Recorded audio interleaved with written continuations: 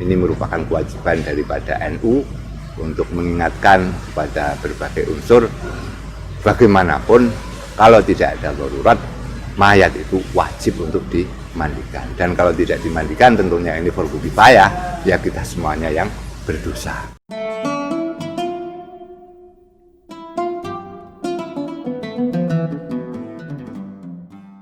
Assalamualaikum warahmatullahi wabarakatuh. Alhamdulillah, wassalatu wassalamu ala rasulillah wa ala alihi wa ashabihi wa man walah. Amma ba'du. Para hadirin, nahliyin, nahliyat, para pengurus PWNU dan para pengurus cabang, khususnya cabang se-Jawa Tengah, dalam Bahdul Masail yang telah kita lakukan, yaitu khususnya tentang perawatan jenazah COVID-19, tajhizul jenazah dalam masalah korban wabah COVID ini.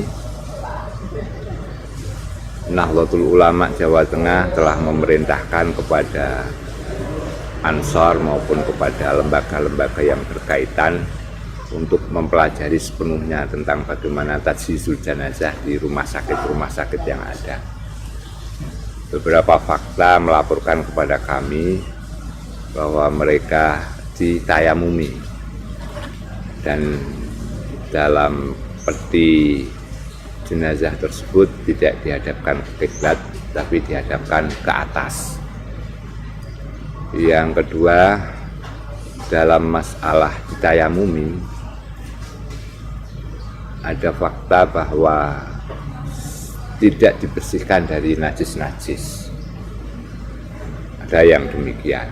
Jadi meskipun ditayamumi, tapi najis-najis yang keluar dari kubur maupun tibur maupun di pakaian dan di jasadnya yang lain selain a'dha tayamum itu tidak disucikan. Ini menjadi keperhatian kita semuanya, karena semestinya ilmu pengetahuan yang ada ini harus bisa membantu menyelesaikan masalah-masalah syar'i keagamaan yang ada.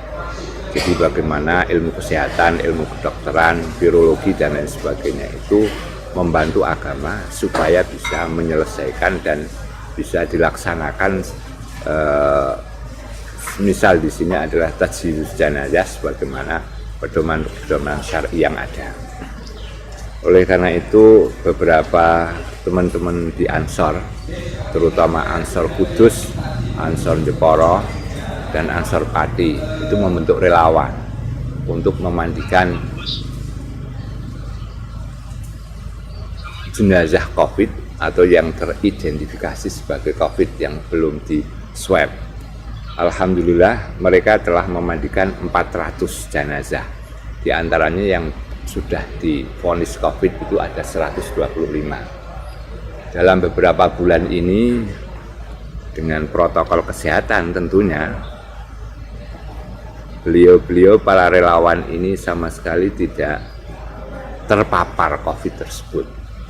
Meskipun dia memandikan dengan air, meskipun dia membersihkan kotoran-kotoran, tapi dengan protap yang telah ditentukan. Protap yang telah ditentukan dalam hal ini membawa pakaian APD lengkap dengan sarung tangan dan lain sebagainya, mengguyur air, kemudian mengkafani, membersihkan najis-najisnya, mengguyur, mengkafani, kemudian menguburkan. Sama sekali mereka tidak terpapar itu, tidak terpapar COVID tersebut. Ini menunjukkan bahwa darurat untuk mentayamumi menjadi gugur. Darurat mentayamumi menjadi gugur. Sebab darurat mentayamumi itu sebagaimana ketika ada mayat kemudian tidak ada air. Tidak ada air, maka boleh ditayamumi. Atau ketika misalkan dia terbakar, kalau diguyur air badannya akan melepuh semuanya, mungkin tinggal tulang-tulangnya saja kalau diguyur oleh air itu, maka dalam hal ini boleh untuk tidak dimandikan dengan air. Atau ketika apabila disucikan dengan air, dimandikan, itu penyakit akan menular kepada yang memandikan. Nah, ini fokusnya yang ketiga. Jadi kedaruratan itu di sini dipandang karena COVID itu bisa menular kepada orang-orang yang memandikan.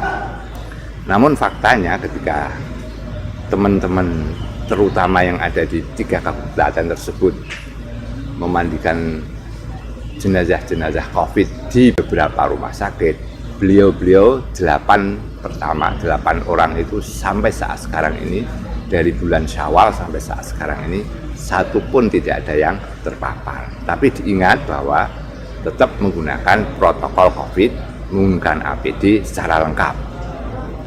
Ini artinya bahwa unsur kedaruratan dalam memandikan jenazah COVID ini sudah tidak ada. Oleh karena itu, Bahsul Masail tingkat wilayah ini memutuskan hendaklah fatwa-fatwa tentang kedaruratan memandikan itu bisa ditinjau ulang. Sebab fakta yang kami lakukan dari NU ini, penularan penyakit karena memandikan ini sudah tidak ada lagi. Nah, jadi ta'adzur min huslihi itu sudah gugur dalam hal ini. Artinya tayamum dan lain sebagainya itu tidak mencukupi tajhiz kita pada mayit COVID tersebut. Kemudian hal-hal yang lain, bahwa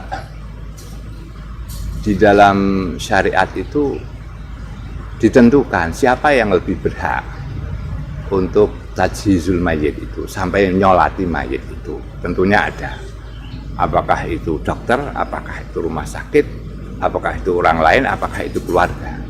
Maka di sini yang paling berhak untuk tajhiz mayit, untuk mensolati mayit dan lain sebagainya, itu adalah pihak keluarga. Oleh karena itu, dalam pensucian, dalam pengkafanan, dalam sholatan dan lain sebagainya, yang memiliki hak pertama kali adalah keluarganya, tidak orang ketiga, tidak tenaga kesehatan dan lain sebagainya. Kalau toh dikhawatirkan bisa menularkan kepada keluarga yang tajhiz itu, tentunya bisa diwakilkan. Misalkan di NU oleh relawan-relawan Ansor yang betul-betul getol masuk ke rumah sakit, menawarkan jasa gratis untuk memandikan mayit-mayit korban COVID tersebut. DES memutuskan bahwa unsur darurat memandikan untuk mentayamumkan, karena unsur darurat tidak dimandikannya mayit tapi hanya ditayamumi, unsur darurat itu sudah tidak ada. Artinya apa? Artinya mayit itu seharusnya dimandikan dan dipulosoro sebagaimana kebiasaan hukum-hukum agama Islam yang ada. Nah, ini tentunya selaras dengan keputusan Menteri Kesehatan yang insya Allah bisa dirujuk di situ, nomornya berapa sudah ada, nanti di keputusan Menteri Kesehatan sudah ada. Jadi dalam Bahsul Masail ini kami tidak hanya dari para mubahisun, para kiai-kiai saja, tapi juga kami mendatangkan beberapa dokter dan dinas kesehatan Jawa Tengah bahwa memandikan bahwa mayit korban COVID itu dipulosoro atau dirawat sebagaimana agama masing-masing. Itu agama masing-masing. Tentunya kalau agama Islam ya harus dimandikan, kemudian dikafani, kemudian ketika dikuburkan itu menghadap ke kiblat, tidak diterlentangkan, tidak dirumahkan. Saya kira ini hal yang sangat penting sekali bagi para cabang-cabang yang barangkali masih ragu, bisa belajar kepada teman-teman Ansor yang ada di Kudus, di Jepara maupun di Pati. Ini sudah dilaksanakan dan alhamdulillah tidak terjadi apa-apa sampai saat sekarang ini. Kalau bisa nanti pada suatu saat kita akan mengadakan suatu pelatihan memandikan orang yang terkena COVID itu, insya Allah sebentar lagi pada cabang-cabang. Ini merupakan kewajiban daripada NU untuk mengingatkan pada berbagai unsur bagaimanapun kalau tidak ada darurat, mayat itu wajib untuk dimandikan. Dan kalau tidak dimandikan tentunya ini fardu kifayah, ya kita semuanya yang berdosa. Terima kasih. Assalamualaikum warahmatullahi wabarakatuh.